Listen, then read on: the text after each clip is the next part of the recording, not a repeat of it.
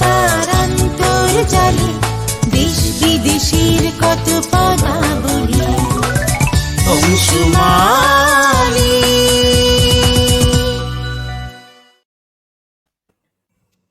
দর্শক, অংশুমালীর programme live ক্ষণকালে আপনাদের স্বাগত। বেশ কিছুদিন নানা কারণে ক্ষণকালের মাঝখানে একটু শীত পড়েছিল অনুষ্ঠানে, আমরা আবার শুরু করতে যাচ্ছি। আজকে আমাদের অতিথি ভারতের কলকাতা থেকে কবি অদিতি। অদিতি, আপনাকে স্বাগত ক্ষণকালে। নমস্কার, শুভ সন্ধ্যা কাকুন ভাই, শুভ সন্ধ্যা। এবং অংশুমালীর কাছে অনেক কৃতজ্ঞ এবং ধন্যবাদ জানাচ্ছি আজকে ক্ষণকালে আমায় আমন্ত্রিত করবার জন্য।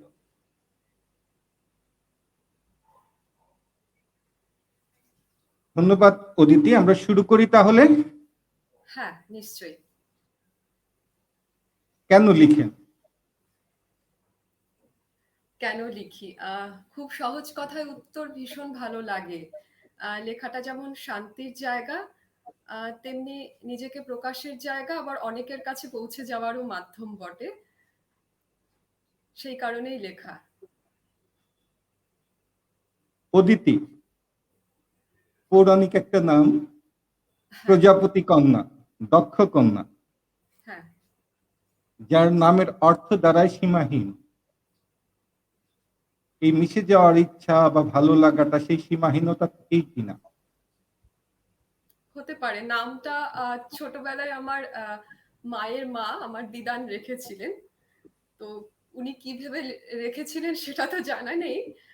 হতে পারে নামটার সার্থকতা কতদূর কি করতে পারবো জানি না, কিন্তু কবিতার হাত ধরে চলার ইচ্ছে তো জীবনের শেষ দিন পর্যন্ত। সেটার পথ এখন অনেক বাকি, সবে শুরু। নামের যে অর্থ বা পৌরাণিক যে মিথ থেকে উঠে আসা নাম, আপনার লেখাতেও কিন্তু অনেক মিথের জায়গা আছে, মিথ চলে আসে। এটা কি নামের সাথে সাযুজ্য দেখে না অন্য কিছু? না, আমি সত্যি কথা বলতে আমি পৌরাণিক ব্যাপার এগুলোতে, এটা তো এক একজনের বিশ্বাসের ব্যাপার, আমি খুব একটা বিশ্বাসী নই। হয়তো কখনো কখনো কোনো লেখায় যোগসূত্রের মাধ্যমে সেটা চলে এসেছে ঠিকই, কিন্তু আমি যে খুব বেশি সেগুলো ইচ্ছাকৃত নিয়ে আসি এমনটা নয়। কেন নয়? আপনি গ্রিক মিথোলজি তো আমরা যখন বাইরের দিকে তাকাই তখন গ্রিক মিথোলজিকে দেখি সাহিত্যে উঠে আসতে। হ্যাঁ, একই অবস্থা, মিথোলজির জায়গা সাহিত্যে অনেক বড় জায়গা। তো অনেক বড় আপনার জায়গা। কেন নয়? আপনার কেন বিশ্বাস নয় বা কেন নয় শব্দটা আপনি যে ব্যবহার করলেন, কেন কেন নয় এই শব্দটা জানতে চাচ্ছি, যে এই কেন হবে না? কেনটার উত্তর দেওয়াটা তো ভীষণ মুশকিল। একজন যখন কেউ লেখে, আমার মনে হয় স্পেশালি কবিতা যখন কেউ লেখে সেটা তো ভীষণ তাৎক্ষণিক অনুভব। কবিতা এমন, গদ্য বা উপন্যাস লিখতে গেলে ভাবতে হয় আবার পরে লিখছি, কবিতা ভীষণ তাৎক্ষণিক, এবং ওই তাৎক্ষণিক মুহূর্তে আবার কখনোই সেভাবে আমার লেখা জুড়ে আসে না। সবসময় আমার লেখায় আমি আমি দেখেছি জীবনটা বেশি ভাবে উঠে আসে। তো এই কেনর উত্তরটা আমিও জানি না, হয়তো জীবন খুব বেশি করে ভাবায়, তাই জীবনই বারে বারে লেখায় উঠে আসে।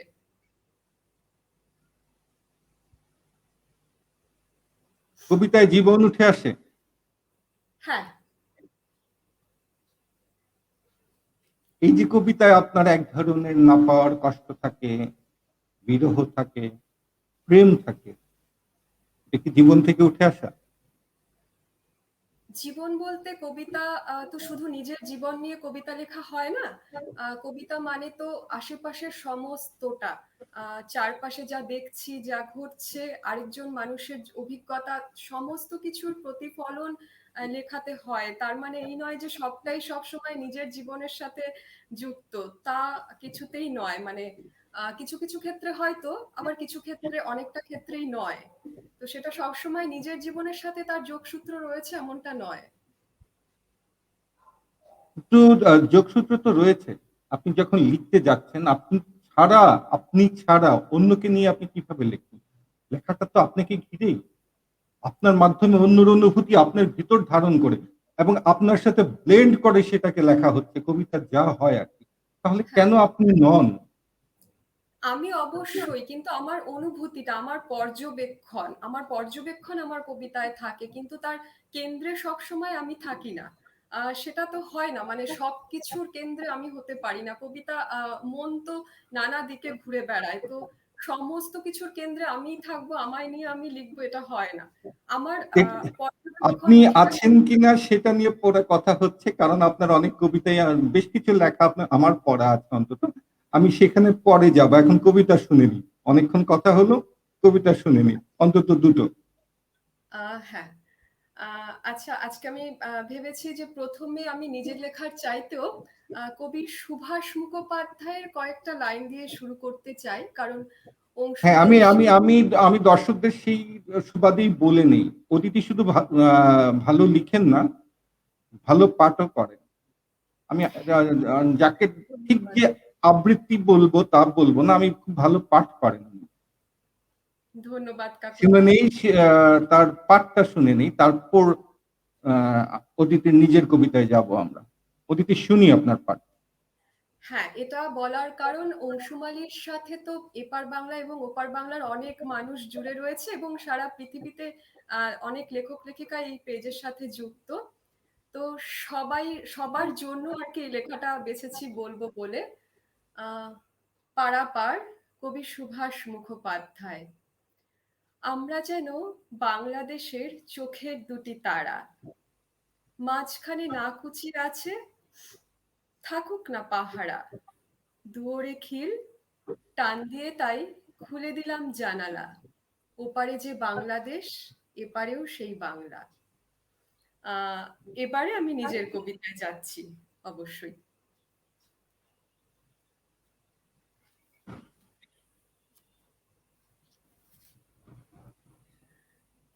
আহ এই কবিতাটি পাঠের আগে একটু ছোট্ট করে বলে নিই, তবে যারা শুনছেন তাদের বুঝতে সুবিধা হবে।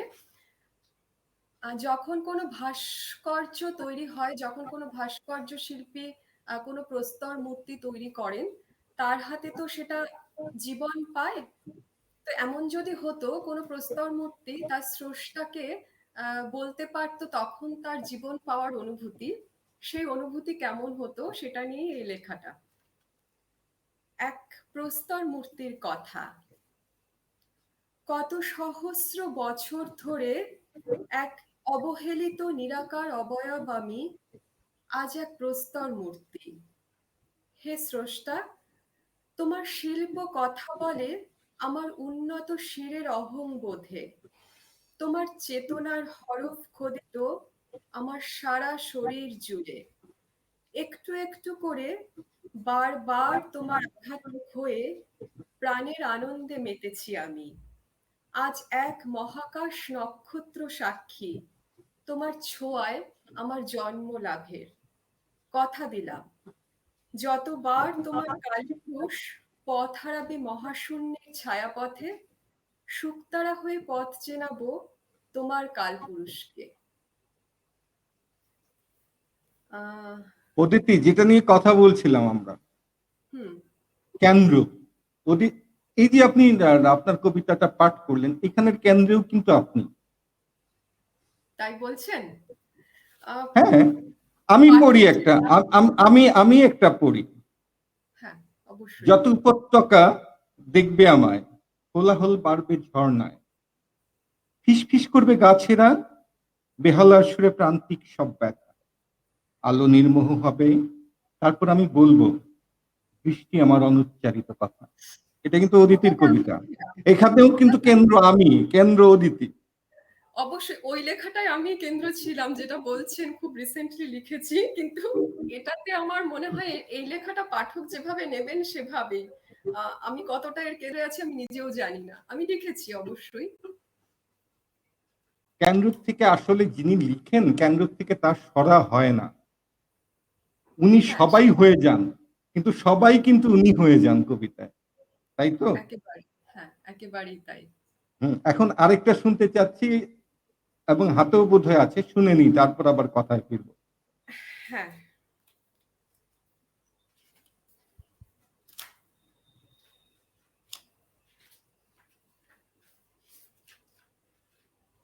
আহ আরেকটি যেটি বর্ষাকাল চলছে যেহেতু বৃষ্টি নিয়ে একটি ছোট্ট কবিতা। বৃষ্টি ছুঁয়ে। বৃষ্টি ছুঁয়ে যারা কবিতা সাজিয়েছিল শরীরের আঁকেবাঁকে, তাদের রাত জাগা চোখ আগলে রাখে বসন্তটুকু। ঝরা পাতার বিলাপে আনমনে লেগে থাকে মধুবন্তীর আভো। তাদের দেওয়াল জোড়া স্মৃতির ছায়াপথ। বারান্দার কোণ সেজেছে রজনীগন্ধায়। ভোরের আলোয় চোখ মেলে না তারা। বৃষ্টি ছুঁয়ে যারা সেজেছিল খুব, আজ তারা শ্যাওলা পড়া।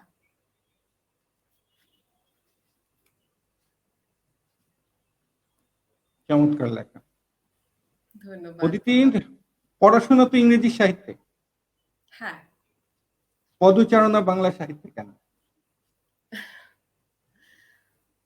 এটা কি বলি বলুন তো, তবে অনেক ছোটবেলায় ফিরে যেতে হয়। আমি বোধহয় যখন ক্লাস 7-8 ছিলাম, তখন প্রথম ওই ছন্দ মিলিয়ে 2-4 লাইন করে লেখা এই ব্যাপারটা এসছিল। ওই ডায়েরির মধ্যে লিখতাম। তো সেই লেখাগুলো কিছুই নেই। ওগুলো ঠিক কবিতা বলা চলে না। ওগুলো জাস্ট ছন্দ মিলিয়ে লাইন লেখা। যেহেতু বাংলা মাধ্যমে পড়াশুনো করেছি, তো স্বাভাবিকভাবেই ওই ছোটবেলার লেখাগুলো সব ওই বাংলাতেই লিখতাম। পরবর্তীকালে ইংরেজি সাহিত্য নিয়ে যখন পড়েছি, কবিতার প্রতি ভালোবাসাটা কিন্তু ইংরেজি সাহিত্য পড়ার সময় খুব বেশি করে বেড়েছে। তার জন্য ডব্লিউ.বি. ইয়ার্স বলুন, জন ডান বলুন, টেনিসন বলুন, তাদের পরোক্ষ এবং প্রত্যক্ষ প্রভাব অনেক বেশি। কিন্তু আবার যখন সাম্প্রতিককালে বছর 5-6 আগে লেখালেখি শুরু করলাম, দেখলাম আবার সেই বাংলাতেই কবিতাটা লিখছি। হয়তো আমার মনে হয় মাতৃভাষার কারণে ভীষণ সাবলীলভাবে কবিতাটা বাংলাতেই এসেছে মনে। তো সেটাকে নিয়ে আর টানা হেঁচড়া করে ইংরেজিতে নেয়ার চেষ্টা করিনি। ইংরেজিতে আমি লিখি, নিজের জন্য লিখি, কিন্তু ইংরেজিটাই লিখবো সেটা ভাবিনি। মানে কবিতাটা লিখবো যখন বাংলাতেই লিখবো। ভীষণ সাবলীলভাবে বাংলাটাই আসে। এটাই হয়তো কারণ। ইদানিং আপনি দেখা যাচ্ছে হাল সময়ে আর কি একটা একটা শ্রেণী, মানে যারা বাংলা ভাষী তারা দেখা যাচ্ছে যে ইংরেজি লেখার দিকে ঝুঁকছেন, তারা হুম। ইংরেজি সাহিত্যের দিকে ঝুঁকছেন এবং নিজেরাও অনুশীলন করছেন ইংরেজি সাহিত্যে। এটা হুম। ফ্যাশন বলতে পারেন। আপনি কি এই ফ্যাশনটাকে ডিঙিয়ে প্যাশনটাকে ধরেছেন, আবেগটাকে ধরে রেখেছেন, যে জন্যই বাংলাতে লেখা? অদিতি, না কাকন ভাই, সেরকম কিছু মানে ভাবনা চিন্তা করে লেখাটা করিনি। আমি যে বললাম কবিতা আমি ভীষণ সাবলীলভাবে কবিতা আমার আসে। তো যখন এসছে বাংলায়, বাংলাতেই সেটাকে আমি ভাবিনি যে বাংলা ভাষাটাকে নিয়ে কন্টিনিউ করব, ইংরেজি ভাষার দিকে যাব না। এমন কিছু ব্যাপার নেই আমার। মানে ইংরেজিতেও যারা লেখে বা নিজেও লিখতে চাইলে কখনো লিখি, সেটা কিছু নয়। কিন্তু নিজে দেখছি যে বাংলাটাই আমি ভালো লিখছি, তো সেই কারণে বাংলাটাই লেখা। মানে ওই ট্রেন্ড ভাঙা বা সেই ট্রেন্ডে যাব না, এমন এমন চিন্তা ভাবনা করে লেখায় আসিনি আর কি। এখন আরো দুটো কবিতা শুনি, তারপর আবার কথায় যাব। আচ্ছা, আরো দুটো কবিতা। আহ আমরা শুনবো অদিতির আরো দুটো কবিতা। এবারে যেটা পাঠ করছি সেটা সাম্প্রতিককালে একটি ওয়েবজিনে এসছিল, সেখান থেকেই বলছি। আলোর অসুখ। আলোর অসুখ, বড্ড আলোর অসুখ এ মনে। এত এত আলোর কলরব, বুনে গেছে যে সন্তাপ গহনে। তারা কথোপকথন চায় নিকষ কালো অন্ধকারে। অচেনা বিহঙ্গ কতবার ঋণী করে গেছে আকাশে স্পর্ধা লিখে। টুপটাপ শব্দে সেই স্পর্ধা ঝরে। আমি আজলা ভরি। জ্বলে ওঠে আবার কোনো আলো। সকাতরে আঁকড়ে ধরি কলম। দেয়ালের ফাটলে গজিয়ে ওঠা বটপাকুড়ের শালক সংশ্লেষে মত্ত হয় সে আলো। ক্ষয়ে যাই, নিস্পৃহ হই, আরো ধীরে ধীরে। কবেই তো বলেছি, এসব আলোয় আর মন নেই আমার। বড্ড আলোর অসুখে মনে। এবারে অনন্ত নিশীথ চাই, নিরাময় চাই।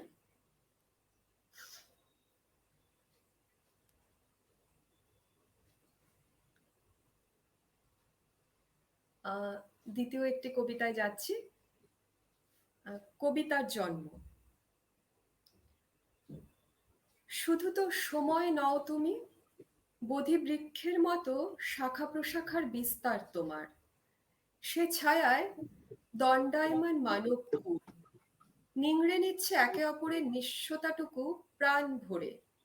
তোমার পাতার ফাঁক দিয়ে যে বিব্রত রোদ গলে পড়ে, সে রোদে জন্ম নেয় কোনো বোধ, কখনো কখনো কোনো মনে। আমি দূরত্ব রেখে অনুভব করি সে বোধ, ছুতে চাই না। মানব জন্মে আমার ভয়, আমি কবিতার জন্ম চাই। সময় বোধ মানুষকে নিয়ে জন্ম হোক এক একটা কবিতার জঠর ফুঁড়ে। আমি দূর থেকে পাঠ করব সেসব কবিতা উচ্চ স্বরে। হ্যাঁ, এইখানে অদিতি নিজে ঠিক কেন্দ্রে নেই, কেন্দ্র থেকে একটু সরে গিয়েছেন অদিতি, এইখানে ঠিক কেন্দ্রে নেই। হ্যাঁ, কিন্তু প্রতিটা কবিতাতেই কিন্তু অদিতি আছেন। যাই হোক, প্রশ্নটা আরেকটা ছিল আমার, ওয়েব জিনের কথা বলছিলেন। আমরা একসময় দেখা গেল আমাদের লিটল ম্যাগের একটা আন্দোলন ছিল, এখন আমরা অন্তর্জালে চলে এসেছি। এই যে আমাদের প্রিন্ট মিডিয়া যে ছিল, এখন অন্তর্জাল এবং এই প্ল্যাটফর্মটা, এই দুটোর দ্বন্দ্বে কি সাহিত্য চর্চাটা কোথাও একটা বাধাগ্রস্ত হচ্ছে কিনা, বা পরস্পরের একটা বৈরিতা আছে কিনা, কিভাবে নেবে পারে আপনি? আমার মনে হয় পারস্পরিক একটা বৈরিতা আছে, কিন্তু আমার মতে সেটা থাকার কথা নয়, মানে সেটা থাকা উচিত নয়। কারণ সময় পাল্টেছে, মাধ্যম পাল্টেছে। তো লোকে এখন খুব সহজভাবে লেখার কাছে পৌঁছে যেতে পারে ওয়েবজিনের মাধ্যমে। লোকের হাতে এত সময় নেই এখন দোকানে গিয়ে একটা ম্যাগাজিন কিনবে, বা একটা লিটল ম্যাগাজিন ছাপবার পেছনেও যতটা সময় জুড়ে থাকে, সেই সময় মানুষের হাতে ভীষণ কম। আমি লিটল ম্যাগাজিনের মর্যাদা এতটুকু ক্ষুণ্ণ না করেই বলছি, লিটল ম্যাগাজিনের জায়গায় রয়েছে, কিন্তু ওয়েবজিনও এখন জায়গা করে নিচ্ছে। এটাতে আমার মনে হয় না এটা নিয়ে দ্বন্দ্ব বা এটা নিয়ে একটা রেষারেষি থাকা উচিত। কারণ একজন লেখকের মূল উদ্দেশ্য তো লেখাটাকে পাঠকদের মধ্যে ছড়িয়ে দেয়া। যদি সে লেখাটাকে মানে সে লেখা যদি 10টা লোকের কাছে না পৌঁছয়, তবে তো সেই লেখাটা রয়েই গেল। তো আমার মনে হয় ঠিক আছে, মানে ওয়েবজিনও চলছে, লিটল ম্যাগাজিনও যতদিন চলবে চলবে, তাতে বৈরিতা রয়েছে। যারা লিটল ম্যাগাজিন চালায়, যারা ওয়েবজিন চালায়, তাদের মধ্যে একটা বৈরিতা রয়েছে। কিন্তু আমি লেখক হিসেবে বলছি যে আমার মনে হয় না এই বৈরিতা থাকা উচিত। অনেকে সংরক্ষণশীল মানসিকতার, তারা ভাবে যে না ওটাই থাকুক, আবার এটা কেন। আবার অনেকেই ওয়েবজিনে বা সোশ্যাল মিডিয়ায় লেখা ব্যাপারটাকেই ভাবে যে এরা তো পুরোই উল্টো পাল্টা লেখে, এরা আবার লিখতে জানে নাকি, সেই একটা মানসিকতাও অনেকের মধ্যে রয়েছে যে এদেরকে লেখক লেখিকা বা এরা লিখতে পারে সেটা ভাবেই না। কিন্তু আমার মনে হয় সেই ধারণাও আস্তে আস্তে পাল্টাবে। সোশ্যাল মিডিয়ার কথা যখন উঠলো তখন বলি অদিতি, হুম অনেকের দেখা যায় ফ্যান ফলোয়ার অনেকের লাখের উপরে, অনেকের নানা কারণে তারা বিখ্যাত, তারাও লিখছেন, হুম তাদের লিখাও কিন্তু মানুষের কাছে পড়ছে। অথচ অনেক সময় দেখা যায় যে আপনি যদি কাগজে লিখেন বা লিটল ম্যাগে যান, দৈনিকে যদি লিখেন বা লিটল মিগেল লেখেন, আপনার কাছে অনেক কম পাঠকের কাছে যাচ্ছে। এই যে পাঠকের কাছে যাওয়ার ব্যাপারটা, এই ক্ষেত্রে কি অন্তর্জাল একটু এগিয়ে রয়েছে, বা এর জন্য কি সাহিত্য ভালো হচ্ছে, মান ভালো হচ্ছে? আমাদের কি কোয়ান্টিটি বাড়ছে, কোয়ালিটি কমছে, এমন কিছু? অতিথি কি ভাবেন? আহ, হ্যাঁ, আমি আপনার পরের পয়েন্টটি নিয়ে বলছি। কোয়ালিটি দেখুন, যখন একটা জিনিস ভীষণ সহজলভ্য হয়ে যায় না, তো সেখানে অবশ্যই কোয়ালিটি তো একটু কমেই যায়, সে বিষয়ে কোনো দ্বন্দ্ব নেই। কারণ সোশ্যাল মিডিয়ায় সবার অবাধ বিচরণ। তো এখানে একটু আপত্তি করি, যে এই যে কমে যাওয়ার ব্যাপারটা আপনি উঠিয়ে আনলেন, রবীন্দ্রনাথ কিন্তু অনেক বেশি এখানে জনপ্রিয় প্রশ্নটা আছে। রবীন্দ্রনাথের লেখা কিন্তু অনেক মানুষের কাছে পৌঁছে গেছে। রবীন্দ্রনাথের কি কোয়ালিটি কমেছে কোনোখানে? সেই প্রশ্নেই একেবারেই যদি যাই নয়, আমি। একেবারেই নয়। আমি যেটা বলছি আমি অন্য কথা বলছি। আমি বলছিলাম যে লোকের কাছে পৌঁছে যাওয়াটাই একজন লেখক বা লেখিকার সার্থকতা। যদি সেই লেখক বা লেখিকা সেটাই মনে করেন, মানে উনি যদি শুধু নিজের জন্য লেখেন এবং উনি যদি তাতেই তার আত্মতুষ্টি থাকে যে আমি লিখবো এবং আমার লেখা ২-১ জন পড়ুক তাতেই আমি সন্তুষ্টি, তো সেটা তাতেই ঠিক আছে। সেখানে কিছু অসুবিধে নেই। তো এটা তো একেক জনের দৃষ্টিভঙ্গি। এবার যারা চায় যে আমার লেখাটা অনেকে পড়ুক, তো অবশ্যই তাদের জন্য অন্তর্জাল তো একটা মানে অন্তর্জাল ভীষণ সহজলভ্য মাধ্যম তাদের জন্য। আমি যেটা বলছিলাম মান কমার ব্যাপারটা আমি এক্ষেত্রে বলছি না। আমি বলছি যে ওই যে আপনি বললেন যে অনেক ফলোয়ার রয়েছে, লাখ লাখ ফলোয়ার রয়েছে। তো সেক্ষেত্রে অনেকেরই দেখা যায় যে হয়তো আদতে তারা সেরকম কিছু লেখে না, মানে যেহেতু সবাই সোশ্যাল মিডিয়ায় অ্যাক্সেস করছে, সবাই লিখছে, তো অথচ একটা বিশাল সংখ্যক ফ্যান ফলোয়ার। তো আমি ওই ফ্যান ফলোয়ার ব্যাপারটাতে আমার একটু আপত্তি রয়েছে। মানে ফ্যান ফলোয়ার প্রচুর রয়েছে বলেই সেই মানুষটি প্রচুর ভালো লিখছে, আর আরেকজনের ফ্যান ফলোয়ার কম আছে বলে সে ভালো লিখছে না। আহ, এই ব্যাপারটা আমি মানতে নারাজ আর কি। এখানে আমার একটু আপত্তি রয়েছে। ঠিক আছে, থাক আপত্তি। আপত্তিটা দর্শকদের কাছে রইলো, যারা শুনছেন তাদের কাছে, তারা ভেবে দেখবেন আপত্তির জায়গাটা ওদিকে ঠিক কিনা। এখন আসি অতীত, আপনি তো এমন একটা বিষয়ে চর্চা করছেন, সাহিত্যের যে অংশটা সবচেয়ে কঠিন কবিতা, যেখানে শব্দকে নির্দিষ্ট বলয়ে ফরমেটে বেঁধে প্রকাশ করতে হয় এবং সেই প্রকাশও হতে হবে একেবারে মানে কি বলে সেটাকে, মানে মানুষের ভেতর যেন পৌঁছে যায় এমন একটা হ্যাঁ। প্রকাশ।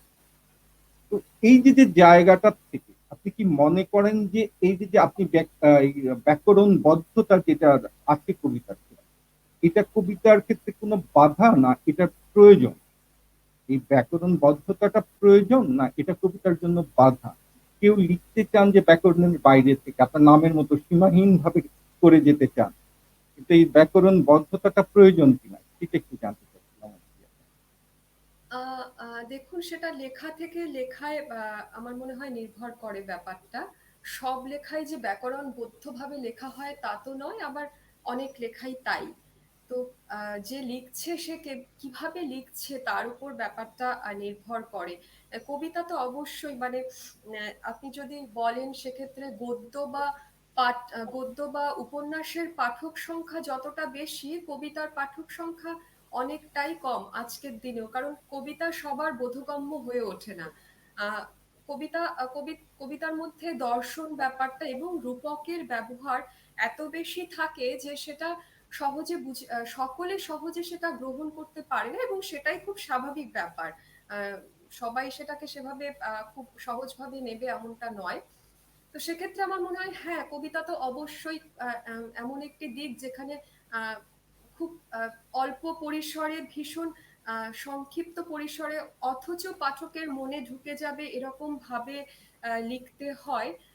তো সেক্ষেত্রে ওই লিখতে গিয়ে কি আমার এটা আমারও প্রশ্ন, লিখতে গিয়ে কি সব কবি সবসময় ব্যাকরণবদ্ধ হয়ে লেখেন? আমার মনে হয় না তা। ব্যাকরণের বাইরে গিয়েও তো লেখেন, আমিও লিখি, মানে সবসময় অত ভেবে অত নিয়ম কানুন মেনে তো লিখি না। লিখছি, মনে হচ্ছে লিখছি, অতটা ভেবে সবসময় লেখা হয়ে ওঠে না। এসবিডিটার একটা প্রশ্ন ছিল, সব লেখা ব্যাকরণবদ্ধ হতেই হবে কেন? আমি একটু জানাই এই ক্ষেত্রে এসবিডিটাকে। গতকাল ছিল নির্মলেন্দু গুণের জন্মদিন, তার একটা লেখা থেকে বলি, হাত বাড়িয়ে ছুঁই না তোকে, মন বাড়িয়ে ছুঁই, দুইকে আমি এক করি না, এককে করি দুই। খুব সহজে একটা লেখা, কিন্তু খুব ভেতরে ঢুকে যায় হঠাৎ করে, বুকের হ্যাঁ। ভেতরে লাগে। তো এটা কিন্তু ব্যাকরণবদ্ধ।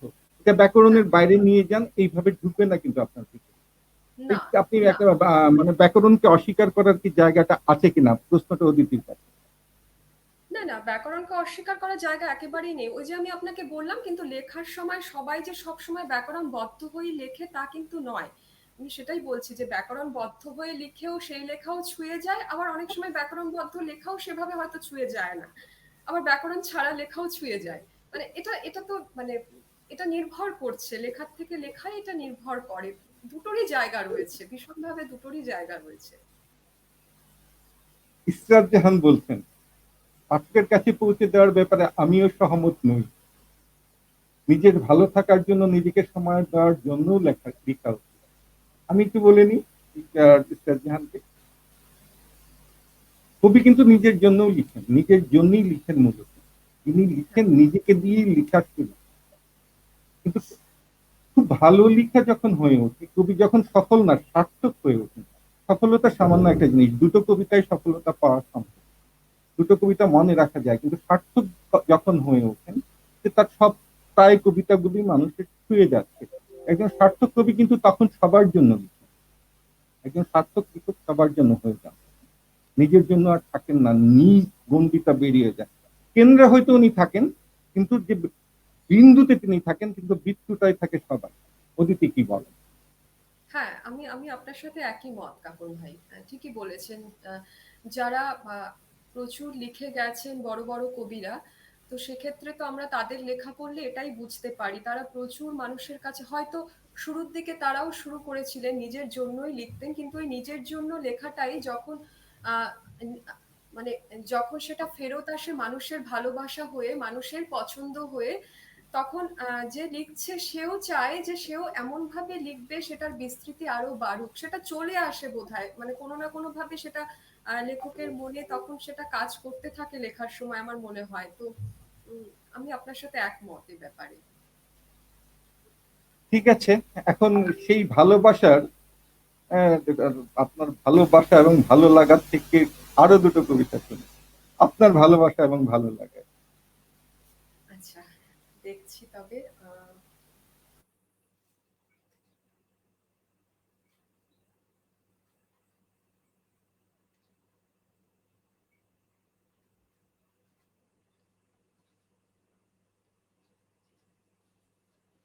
যদিও এই কবিতাটি মানে ভালোবাসা বা ভালো লাগার সাথে যুক্ত নয়,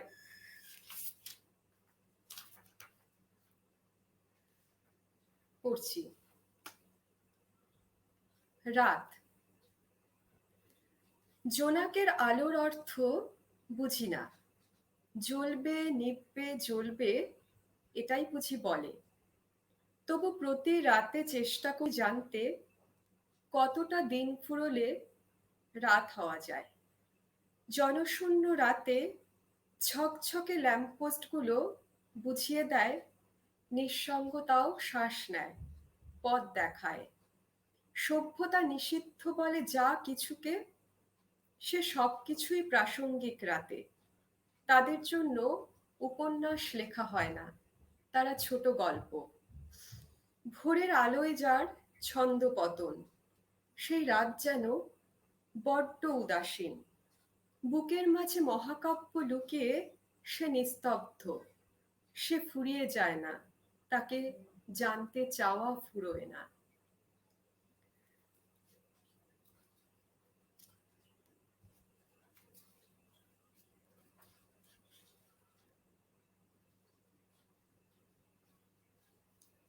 এবারে আরেকটি লেখায় আসছে। পুড়তে জানতে হয়, জ্বলে উঠতে গেলে পুড়তে জানতে হয়। শেষ পাতার ব্যথা বুকে চেপে রেখে বিখ্যাত হয়েছে যে উপন্যাসেরা, তারা জানে চরিত্রগুলো হারায় না, তাদের জন্মান্তর হয় প্রাত্যহিক জীবনে। তাই অনেকগুলো জন্ম পেরিয়ে সত্যি হই আমরা।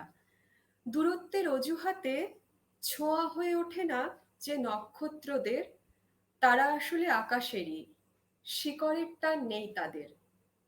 আর দাবানলে ছারখার হয় যারা অকারণে, তারা অরণ্যেরই। টেরাকোটা গল্প বলে তাদের পুড়ে যাবার।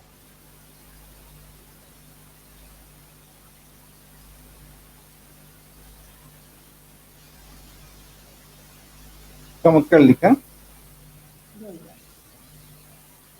কবিতায় আমি একটু আগে যে কথাটা বললাম, যে যারা কবি লিখেন আর কি, কবি বলেন বা অন্য যারা আছেন, তারা অনেক সময় নিজেকে কেন্দ্রে রেখেও কেন্দ্র থেকে সরে আসে, বিন্দুতে রেখেও বৃত্তটা তৈরি করেন। তখন লিখতে হয় নিজের, অনেক সময় নিজের কষ্টকে, নিজেকে সরিয়ে রেখে, আরেকটা জায়গা থেকে লিখতে হয়। যেমন আপনার একটা লিখার ৪ লাইন আমি পড়ছি আপনার লেখার থেকে। হাঁটু জলে ভাঙে অবাধ্যতা, গতিও ছুটছে বহুগুণ। আমি তখনও লিখি স্থিরতা, সেসব আমার নিঃস্ব আছে। এই যে ছুটে যাওয়ার মাঝখানে স্থিরতা লিখতে হয়, আগুন নিঃস্ব করে পোড়াও।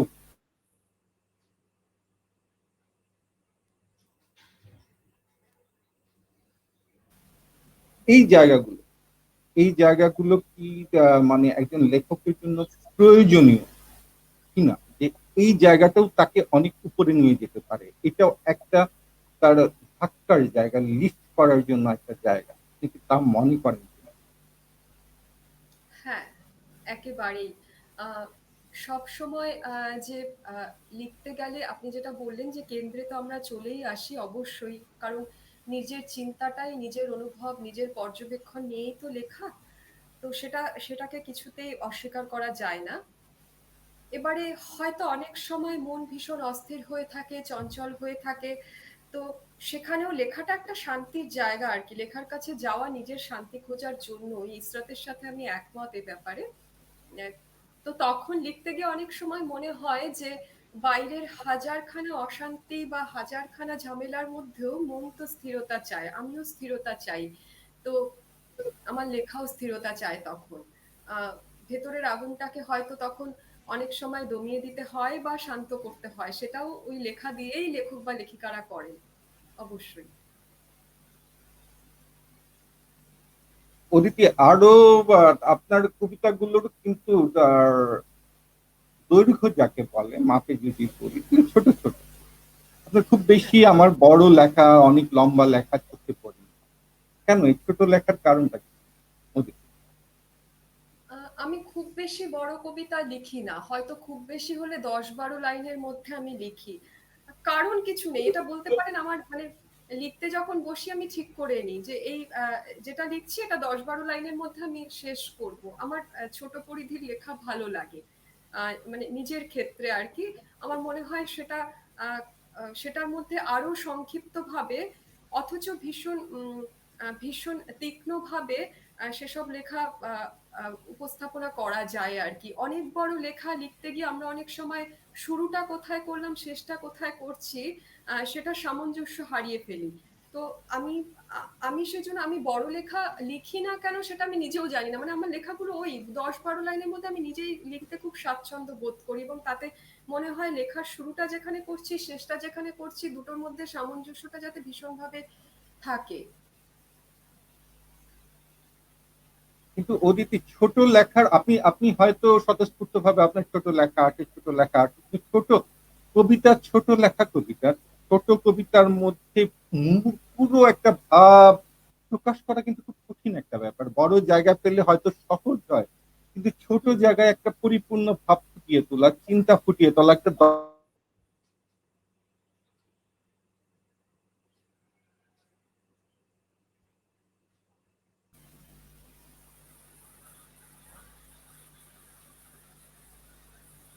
হ্যাঁ, কাকুন ভাই কিছু শেষের কথাগুলো শুনতে পেলাম না, একটু বলুন। অতীতে আমি বলছি যে ছোট কবিতা, ছোট হুম। কবিতায় আপনার একটা আহ, চিন্তা, একটা ভাব, পরিপূর্ণ একটা ভাব, একটা দর্শন প্রকাশ হুম। করা কিন্তু খুব কঠিন ব্যাপার, যেটা বড় জায়গা স্পেস যে পেলে যেখানে যতটুকু সুবিধা হয়, ছোট জায়গায় কিন্তু ততটুকু সুবিধা নেই। কিন্তু ছোট লেখাতে যারা সফল হন, এটা কিন্তু খুব কঠিন একটা ব্যাপার। এই জিনিসটা কি আপনি কখনো খেয়াল করেছেন? আপনি যেহেতু স্বতঃস্ফূর্ত লিখেন, কিন্তু খেয়াল করেছেন কি? আহ, হ্যাঁ, মানে ছোট লেখাই আমি আমি যখন কোনো কিছু নিয়ে লিখবো ভাবি, ওই যে আপনাকে বললাম লেখাটা তো তাৎক্ষণিক, তখন আমি পরপর পরপর কয়েকটা লাইন লিখে ফেলি। কারণ ওই মুহূর্তে ভাবনাটা চলছে, হয়তো পরে ১০-১৫ মিনিট পরে ওই ভাবনাটা আর থাকবে না, তখন আমি পুরো ব্যাপারটাই হারিয়ে ফেলবো। এবারে লিখে ফেলার পর উম, এবারে লিখে ফেলার পর আমি চেষ্টা করি লাইনগুলোকে একটু কেটে ছেটে সেটাকে আরো তীক্ষ্ণ করার, যে যেহেতু আমি ছোটভাবে লিখছি, আহ, ওই একটা লাইনের মধ্যে সেই লেখাটা যেন আরো ভীষণ স্পষ্ট হয় তার ভাবটা। তো হ্যাঁ, আমার মনে হয় সেটার ক্ষেত্রে একটু বেশি একটু সময় বেশি এফোর্ট দিতে হয়। তো সেই যেহেতু ছোট পরিধির লেখা, ছোট পরিধির লেখাকে খুব বেশি ভাবসম্পন্ন করে তোলার জন্য একটু তো এফোর্ট দিতেই হয়।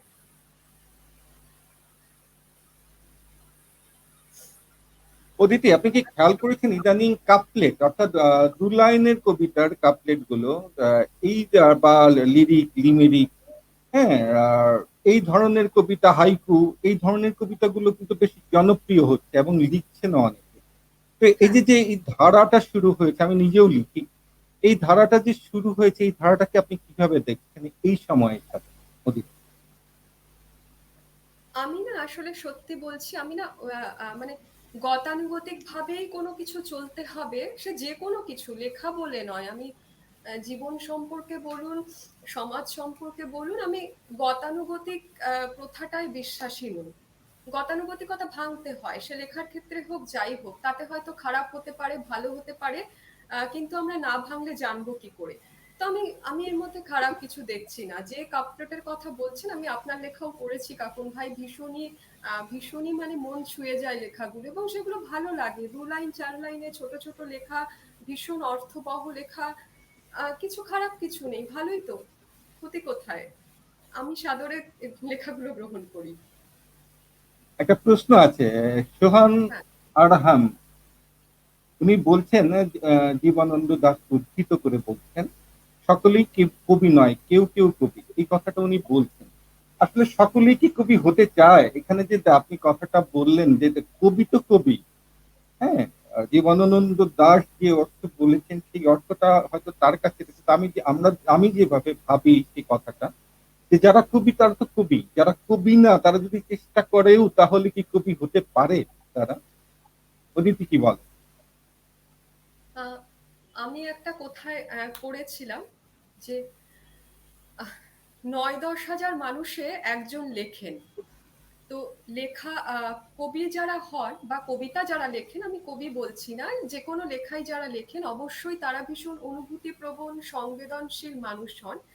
কিন্তু তার মানে তো এই নয় যে ৯-১০ হাজার মানুষের মধ্যে আর কেউ অনুভূতিপ্রবণ বা সংবেদনশীল নয়।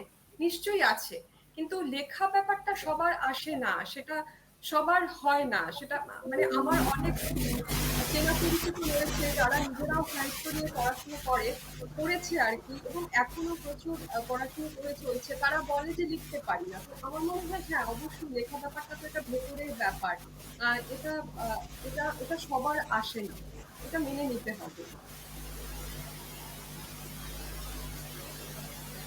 আপনার প্রথম প্রথম বইয়ের নাম অনাঘ্রাতা। হুম, অনাঘ্রাতা শব্দটির অর্থ আছে, মানে অনেকভাবে বোঝানো যায়, শব্দটাকে অনেকভাবে বোঝানো যায়, হুম। কিন্তু আপনি কি বুঝিয়েছেন এই অনাঘ্রাতা?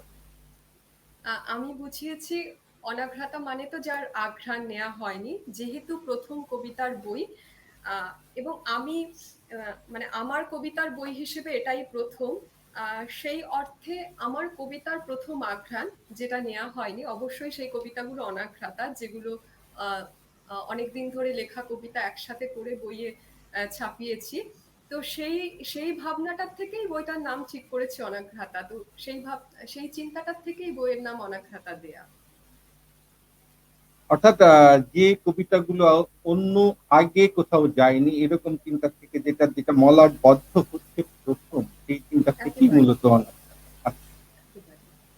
আমরা কি কোনো অনাঘ্রাতার থেকে কোনো কিছু শুনলাম এখন পর্যন্ত? হ্যাঁ, হ্যাঁ, আমি পড়েছি, অনেক কটাই পড়েছি অনাঘ্রাতা থেকে। আরো কি দুটো শুনবো অদিতি? নিশ্চয়ই, নিশ্চয়ই। আচ্ছা, শুনি, আরো দুটো শুনি। হ্যাঁ। শুনছি অদিতির আরো দুটো কবিতা।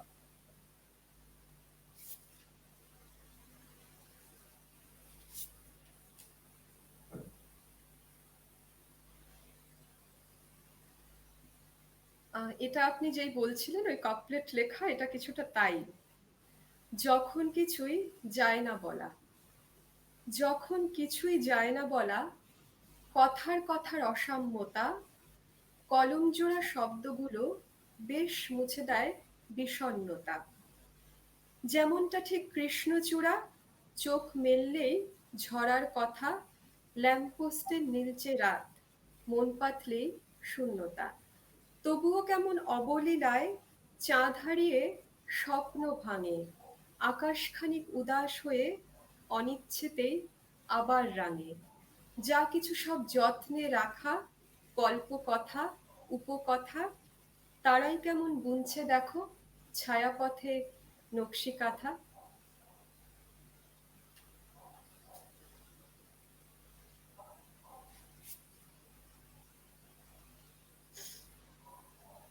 এবারে আরেকটা লেখায় যাচ্ছি। আলোড়ন। চোখের নিচে জমে আছে এক পৃথিবী আলোড়ন, যদি উৎস খোঁজো যেন ঝড় উঠেছিল টেথিসের সাগরে, ছোট হয়ে গিয়েছিল স্বপ্নের আয়ু, যদি কোনো মহাজাগতিক শক্তি আছড়ে পড়ে আবার, তুমি রক্তে মিশিয়ে নিও সে আলোড়ন, দুচোখ মুক্তি পাবে অচেনা আলোয়, যে আলো প্রেমিকের মতো শব্দে মিশিয়ে নেয় তার পরফেরিয়াকে। সেই ছোট কবিতা, তাই তো? হ্যাঁ, সেই ছোট এই কবিতা। ছোট কবিতা এবং ছুঁয়ে যাওয়া কবিতা। হ্যাঁ, আমার কথার সাথে সাথে শাশ্বতী গুপ্তা বিশ্বাস বলছেন কিছুই মুগ্ধতা অতীত। অর্থাৎ আমার কথাটা যে একেবারে ভুল না, বোঝা গেল যারা শ্রোতা দর্শক আছেন তাদের মন্তব্য। কবিতাকে নিয়ে তিনটা জায়গা নিয়ে কথা বলে কবিতার অনেকে, প্রেম, বিরহ এবং বিপ্লব। তিনটা থেকে নাকি কবিতা আছে। হ্যাঁ, আমি অদিতির একটা কবিতার একটু পড়ি। কি ভীষণ শিহরণে কেঁপে উঠেছিল সেরা অকারণ, কোথাও তুমি বিন্দু মাত্র ছিলে না, লেশ মাত্র ছিল না তোমার আভা, অথচ শরীর থেকে তাপ বাষ্প হয়ে ফোঁটা ফোঁটা জমেছিল বিপদ সীমার। এই যে না থাকা, না থাকাটা কিন্তু এই যে এটা এইটা বিরহ, এই জায়গাটা কিন্তু সত্য যে প্রেম, বিরহ এবং বিপ্লব এই তিনটা কবিতার উপকরণ, মূল উপকরণ জায়গা। এই জায়গাটাকে আপনি কিভাবে দেখেন এবং কিভাবে বলেন? হ্যাঁ, একেবারেই কাকুর ভাই। কবিতা তো যেহেতু জীবনের সাথে যুক্ত, জীবনের অনুভবের সাথে যুক্ত, এবং আমাদের জীবন অবশ্যই প্রেম, বিরহ, বিপ্লব এগুলো নিয়েই তো জীবন। তো লেখায় তো এটা ভীষণই যৌক্তিকভাবে যে কোনো লেখায় এরাই ঘুরে ঘুরে আসবে, এবং যে কোনো কারোর কলমেই এই ব্যাপারগুলোই বারে বারে ঘুরে ঘুরে আসবে। তো আমিও তার ব্যতিক্রমী একেবারেই নই। লিখতে গেলে প্রেম আসবে, বিরহ আসবে, আনন্দ আসবে, বিপ্লব আসবে, সামাজিক ছোট ছোট আহ, জিনিস উঠে আসবে। তো একেবারেই তাই। এই সামাজিক চিত্রের কথায় আসতে চাই। আপনার লেখায় কিন্তু সামাজিক চিত্রটা খুব বেশি যে উঠে এসেছে এমন কিন্তু দেখা যায় না। একেবারে সরাসরি এসেছে, রাজনীতি এসেছে, যা যেমন আজকে নবারুণ ভট্টাচার্যের জন্মদিন। হুম। হ্যাঁ, আমি কি তোরের দেশে থাকি, তিনি এত শক্তভাবে বলেছিলেন। সেই রকম লেখা কিন্তু আপনার মধ্যে সামাজিক চিত্রটা খুব বেশি আসছে না, এটা কেন? ওদিক হ্যাঁ, সামাজিক চিত্র আমি আপনাকে বলছি কাপুর ভাই, আমি রাজনীতি নিয়ে লিখি না, তবে অবশ্যই কিছু কিছু ঘটনা কখনো কখনো ভীষণভাবে আহ, নাড়া দিয়ে যায় সাধারণ নাগরিক হিসেবে। তো তখন সেগুলো নিয়ে ছোট ছোট কিছু লেখা লিখেছি, ইদানিং কালে সেগুলো লিখছি আমি অবশ্যই। কারণ ভাবনা তো আর এক জায়গায় থাকে না, মানে একজন মানুষ যেভাবে লেখা শুরু করেছিল, কিছু বছর পরে তার লেখার ধারা পাল্টে যায়। আমরা রোজকার জীবন থেকে অভিজ্ঞতা নিই, রোজকার জীবনের অভিজ্ঞতা বাড়তে থাকে, লেখার পরিধি বাড়তে থাকে, চিন্তার জগৎ বাড়তে থাকে। তো এতদিন আমি অভিজ্ঞতার কথায় আসি অদিতি, আমি অভিজ্ঞতার কথায় আসি। হ্যাঁ। বিপ্লবের যারা কষ্টের কথা বলেন, হুম। তারা দেখা গেছে যে যারা এই ধরনের নবরুণ ভট্টাচার্য নিজে বামপন্থী, হ্যাঁ। এই যে বামপন্থা প্রলেতারিয়েতদের নিয়ে যারা কাজ করা, যাদের নিজের জীবনের একটা কষ্টের অভিজ্ঞতার সাথে গেছে, এমন যারা আছেন তারাই কি শুধুমাত্র বিপ্লবের কবিতা লিখতে পারেন? এটা কি যে আপনার হয়তো জীবন যাপনে সেই কষ্টের সম্মুখীন হতে হয়নি, যার ফলে কি আপনার বিপ্লব কবিতায় আসছে না, এমন মনে হয়? সেটা নিশ্চয়ই, হয়তো কিছুটা তো অবশ্যই তাই। কারণ ওই যে বললাম, ওনার কাছে বিপ্লবটা ভীষণ অনুভবের জায়গা, উনি ভীষণ কাছাকাছি দেখেছেন, তাই কবিতায় ভীষণ ধারালো ভাবে উঠে এসছে। সেই বিপ্লবের ধার, সেই বিপ্লবের আঁচ আমার কবিতায় আসার কথা নয়, কারণ আমি সেভাবে সেটাকে অনুভব করিনি। তো অনুভব না করলে, খুব কাছাকাছি কোনো ব্যাপারকে পর্যবেক্ষণ না করলে। এই যে অদিতি, আপনার এই কথাটাতে আবার ফিরে যায় একটু পিছনে, আপনি নিজেকে কেন্দ্র বলাতে একটু আপত্তি জানালেন যে আমি কেন্দ্র নেই। তাহলে এই যে কথাটা হচ্ছে, এই কথাটা আপনার সাথে কিন্তু কনফ্লিক্ট হচ্ছে এক ধরনের, যে একটু বৈপরীত্য দেখা যাচ্ছে। আপনি যেখানে নেই সেখানে আপনি লিখতে পাচ্ছেন না, তাহলে কেন্দ্রতে কিন্তু আপনি, ঘুরে ফিরে কিন্তু হ্যাঁ, কথাটা তাই আসছে কেন্দ্রতে নাকি অতিথি? একেবারেই তাই। কেন্দ্রতে তো আমাকে থাকতেই হবে, কারণ লিখছি আমি। হয়তো কোথাও উচ্চ থাকছি, কোথাও আমি মুখ্য, কোথাও আমি গৌণ। তো কেন্দ্রে আমাকে থাকতেই হবে। আমি যেই ব্যাপারটা ঠিকঠাক মতো বুঝেই উঠতে পারবো না, যেটা নিয়ে আমি ধারালো দুটো লাইন লিখতে পারবোই না, সেটা নিয়ে লেখা আমার আসবে না। আমার মনে হয় না যে সেই আমি যেখানে আছি, আজকে যারা যারা বিপ্লবের কবিতা লিখেছেন তারা সেখানে ভীষণভাবে ছিলেন, তাই এত ভালো ভালো বিপ্লবের কবিতা লিখে গিয়েছেন। আমরা মানে লেখার ইতিহাস দেখলে তাই বলবো, বিপ্লবের বাইরে ছিলেন অথচ ভীষণ ধারালো বিপ্লবের লেখা লিখেছেন। এটা কিন্তু মানে আমার মনে হয় এটা ভীষণ দুর্লভ ব্যাপার। তো যে কোনো ক্ষেত্রেই যেই লেখাই লিখবো সেখানে এটা নিজেকে এটা কি বোঝানো। রবীন্দ্রনাথের ক্ষেত্রেও বলা যায় যে উনি জমিদার পরিবারের ছেলে ছিলেন, আয়েসে থাকা একজন মানুষ, যার ফলে তার কবিতায় কি ধারালো বিপ্লবী চিন্তাগুলো ছিল না, তাই কি মনে হয় অদিতি? তাই কি তার লেখায় ধারালো বিপ্লবী চিন্তা ছিল না কি বলা চলে? অনেক লেখাই তো কবিগুরুর অনেক লেখাতেই তো সেরকম ভাবে লেখা উঠে এসেছে। কিন্তু হ্যাঁ, ধারালো ভাষা যেটা বলছেন, ওনার ভাষার একটা আলাদা মাধুর্য ছিল, ওনার একটা আলাদা ঘরানা ছিল, বিপ্লবও ছিল, নেই যে তা নয়।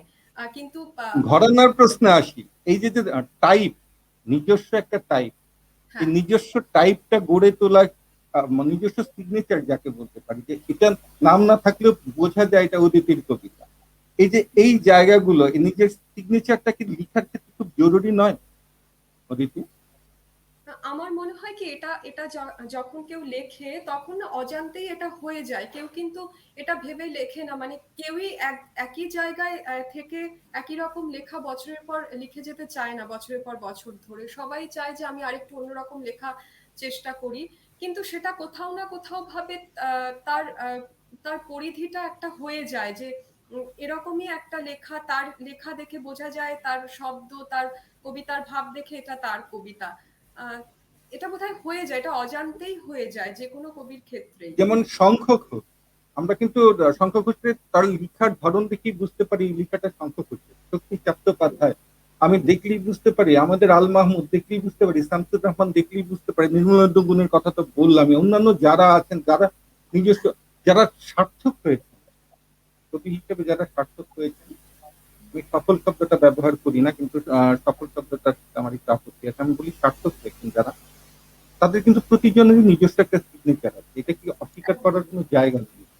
না, একজন লেখকের যতক্ষণ পর্যন্ত নিজস্ব সিগনেচার গড়ে না ওঠে ততক্ষণ পর্যন্ত লেখক হিসেবে সার্থক হওয়া তার পক্ষে সম্ভব হয়ে ওঠে। না, একটা তো অদিতি, স্বকীয়তা হবে। অদিতির সিগনেচার সহ এখন কবিতা শুনি দুটো আছে। আমার সিগনেচার এখনো কিছু গড়ে উঠিনি, আমি এখনো ঘুরছি আমার ভাবনা চিন্তা। যাই হোক, পড়ে শোনাচ্ছি।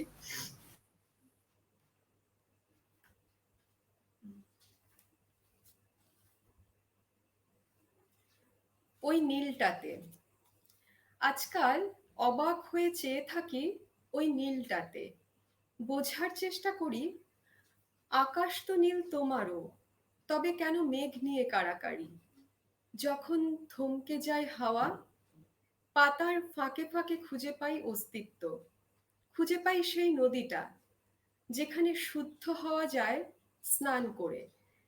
তারপর উপেক্ষারা সাবধানে হাত সরিয়ে নেয় জঙ্ঘা থেকে। ধীরে ধীরে এক পা দু পা করে উঠে এলে করতালি প্রখর হয়। আমি তখন থালা সাজাই পুষ্পার্ঘ্যের।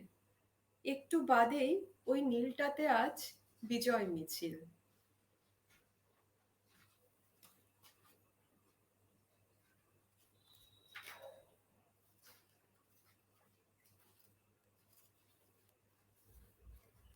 এবারে আরেকটি লেখা, কিছুটা ছাইয়ের দাগ। স্যাঁতসেঁতে চিলেকোঠায় সবেমাত্র এসেছে রোদ্দুর, আর সাথে কিছু উড়ন্ত ছাই। হয়তো চুপচাপ কোথাও খসেছে কোনো উল্কা, চেয়ে দেখলাম যত দূর চোখ যায়, মাঝখানে এই অশ্বত্থ গাছটা, আর তাকে ঘিরে একটাই বৃত্ত। সেই পথেই সবাই চায় প্রথমের অধিকার। কত শিরচ্ছেদের জোরালো দাগ স্পষ্ট টেনেছে লক্ষণ রেখা। আঁতকে উঠলাম আমি, খুলে তো দেখিনি কখনো ভেতরের কঙ্কাল। হয়তো সেখানেও শ্যাওলা জমে। আপাতত চিলেকোঠার পেন্ডুলামে লেগে রইল কিছুটা ছাইয়ের দাগ।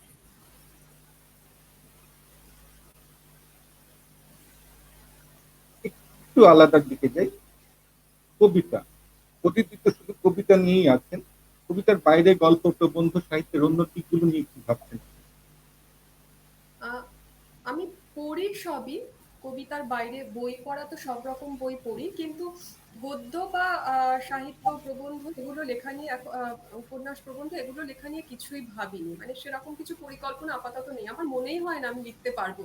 আপনি বললেন আমি বড় কবিতাই লিখতে পারি না, 10-12 লাইনে সীমাবদ্ধ, সেখানে আমি ভাবতেই পারছি না আমি উপন্যাস কখনো লিখতে পারবো। এই মুহূর্তে এই মুহূর্তে সেটা জাস্ট স্বপ্ন। জানি না ভবিষ্যতে কখনো ইচ্ছে হবে কিনা, পারবো কিনা।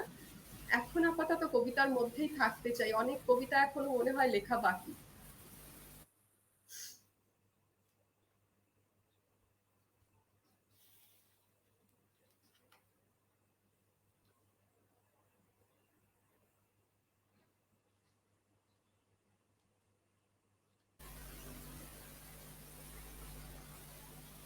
দুঃখিত, আমি কেটে গিয়েছিলাম একটু নেটওয়ার্কের সমস্যার জন্য। হ্যাঁ, অতীতে এই যে পারবো না শব্দটা, আপনি যখন কবিতা লেখা শুরু করলেন তখন তো পারবো না চিন্তা করে লিখেননি, তখন পারবো তাহলে নাটা কেন আসেনি। আসেনি? আপনি স্বতঃস্ফূর্ততা এইখানে গল্পের ক্ষেত্রে বা প্রবন্ধের ক্ষেত্রে পারবো না কেন? ওই যে বললাম, ওই সেই স্বতঃস্ফূর্ততা নেই। আমার মনে হয় না স্বতঃস্ফূর্ততা ছাড়া লেখা আসে। লেখা লেখা জোর করে লেখা যায় না। আমি এটা বিশ্বাস করি না। আমি লিখবো ভাবলাম, অনেকদিন হয় যে উম, মানে এখন তো কবিতাটা এমন একটা ভালোবাসার জায়গায়, রোজই কিছু না কিছু না লিখলে আমার মনে হয় দিনটা সম্পূর্ণ হলো না। সে 2 লাইন হোক, 4 লাইন হোক, যাই হোক। জোর করে লেখা যায় না এই কথাটা বোধহয় সম্পূর্ণ সঠিক না, তবে কবিতা জোর করে লেখা যায় না। আর কবিতা কেউ লিখেও না, কবিতা এসে যায় কলমের হ্যাঁ, নিবে বলেন সেটাই বা বলছি। কিবোর্ডে বলেন। কবিতার কবিতা জন্মটা বোধহয় অন্য কোনো জায়গায়, এরকম মনে হয়। একেবারেই যারা লিখেন কবিতা এসে অন্য যায়, কোনো জায়গায়, এটা এসে যায়, হয়ে যায়। এসে যায়। হ্যাঁ, এটা একদম, লিখা যায় না, লিখা হয়ে যায়। একদম। আহ, যাই হোক, আমরা কবিতার বই একটা মাত্র, পরবর্তী বইয়ের চিন্তা করি।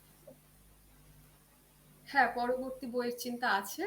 উম, লিখছি, লেখা জমুক। সেরকম কিছু নির্দিষ্ট লক্ষ্য নেই যে এতদিনের মধ্যেই লিখে উঠতে হবে, সেভাবে তো হয় না। লিখতে থাকি, লেখা কমপ্লিট হলে অবশ্যই পরবর্তী বইয়ের চিন্তা আছে। কবিতা প্রকাশ হলে যখন কেউ প্রশংসা করে কেমন লাগে? এটা ভীষণ কঠিন প্রশ্ন করলেন, জানেন তো, মানে সবাই চেনাশোনা, সবাই বলে ভালো হয়েছে। এবার ভীষণ মাঝে মাঝে নিজে দ্বন্দ্বে পড়ে যাই, আদৌ কি লেখাটা ভালো। কিছু লেখা লিখে নিজে নিজে একটা মানে কিছু লেখায় নিজে একটা পরিতৃপ্তি পাই, হয়তো লেখাটা পড়ে মনে হলো যে হ্যাঁ এটা হয়তো কিছুটা ঠিকঠাকই হয়েছে। এবার কিছু লেখা হয়তো আমার নিজের নিজে লিখেই আমার ভালো লাগেনি, অথচ লোকে বলছে ওটা ভালো হয়েছে। তখন ভাবি কি জানি, হয়তো সে হয়তো লেখাটার সাথে নিজেকে সেভাবে রিলেট করতে পেরেছে, তার ভালো লেগেছে। তো এটা ভীষণ কঠিন ব্যাপার, মানে উম, এটা লোকে প্রশংসা করলেই আমি খুশি হয়ে যাচ্ছি, বা লোকে প্রশংসা না করলে আমি দুঃখ পাচ্ছি, এমনটা নয়। লেখাটাও নিজের কাছেই পরিতৃপ্তিটা পুরোপুরি। সেই জন্যই কি আপনি খ্যাত লেখক যারা ছিলেন, সুনীল গঙ্গোপাধ্যায় বলেন, মানিক বন্দ্যোপাধ্যায় বলেন, কথায় বলেন, তারা যে ছদ্মনামে লিখতেন, নিজের লেখা মানুষ কি বলে, নাম ছাড়া নাম দেখে লিখলে কি বলে, এমনটা জানার জন্য মনে হয়। হতে পারে সেটা। আমি মাঝখানে দু একদিন কিছু কিছু মানে একটা সাইটে একজন বলেছিল লেখা দেওয়ার জন্য, তো মাঝখানে ছদ্মনামে 3-4টে কবিতা ওকে লিখে দিয়েছিলাম। আমার আমার ব্যক্তিগতভাবে কেন জানি না ওই ছদ্মনামে লেখা ব্যাপারটা ওকে বলেছিলাম যে আসলে একই নামে দুজন তিনজন হয়ে যাচ্ছিল, তো ও তখন বলেছিল যে ঠিক আছে তুমি তবে একটা পেন নেম নিয়ে নাও। আর তো সেই কারণে কিন্তু আমার নিজের কখনো ইচ্ছা হয়নি যে ছদ্মনামে লিখবো, আর নিজের নামও লিখবো, ছদ্মনামের ইচ্ছে হয়নি। লোকে প্রশংসা করলেও ঠিক আছে, সমালোচনা করলেও সেটাও গ্রহণ করব, সেটা নিজের নামেই পুরোপুরি। সমালোচনা কি একটু লাগে না, কেউ যদি একদম খারাপ বলে? লাগে, একদম লাগে সমালোচনা তো। সমালোচনা শুনতে চাই, কারণ সমালোচনা তো লেখার মানকে উন্নত করে। কারণ আমার মনে হয় যে আমি লিখে যাচ্ছি, সবাই প্রশংসা এখানে করে যাচ্ছে। এই জায়গায় একটা প্রশ্ন আছে, এই জায়গায় একটা প্রশ্ন আছে, আপনি সমালোচনা যারা করবে পাঠক, সব পাঠক তো, কেউ উপন্যাস সব পাঠকই মোটামুটি বোঝেন ক্লাসিক কিছু ব্যাপার ছাড়া, গল্প বোঝেন সবাই, কিন্তু কবিতা বুঝতে গেলে কিন্তু একটু পড়াশোনার দরকার হয়, একটু বোধের প্রয়োজন হয়, একটু উপলব্ধির জায়গাটা একটু গভীর হতে হয়। সব পাঠকই যখন সমালোচনা করে এটা কি লিখেছেন, পাঠক হিসাবে সে কতটুকু সেটা কি কখনো ভেবে নেন? না, আমি ওই যে বলছি যে সবার কথা গ্রহণ করব সেটা নয়। মানে সবশেষে নিজের তো একটা পরিতৃপ্তির ব্যাপার থাকে। একটা লেখা আপনি লিখেও আপনি বুঝবেন যে এটা কি লিখলাম। যেটা মনে হয় যে খামতি রয়েছে সেটা যদি যে বলছে তার গভীরতা কতটুকু সেটা তো আমার মাপবার বিষয় নয়, বা সেটা আমি আন্দাজও করতে পারবো না সে কতটা বুঝে বলছে না বলছে। কিন্তু হ্যাঁ, অবশ্যই ভেবে দেখবো সেই জায়গাটা হতে পারে যে সেই লেখাটা হয়তো সেখান থেকে তাই।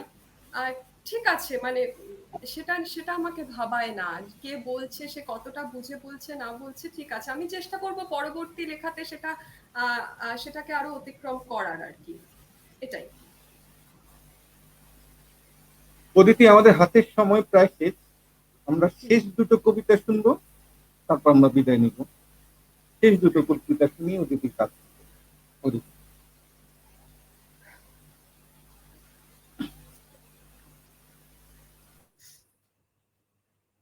শেষ দুটো ছোট কবিতা, দুটোই সূর্যাস্ত নিয়ে লেখা, সেজন্য শেষেই পড়ছি।